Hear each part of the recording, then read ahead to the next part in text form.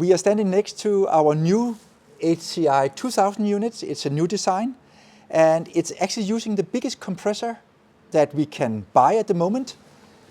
And we just opened the doors.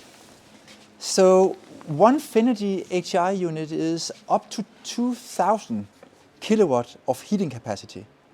And Klaus, now we have 3 units standing next to each other. Yeah, so that's 6,000. And the idea is that we build one module and connect them on site, which makes it easier for site work, but also easier for production, and we can make more standardized units.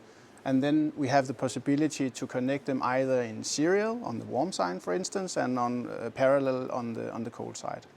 And we probably have one of the largest capacity per footprint with this solution, I guess. Yeah, I'm pretty sure.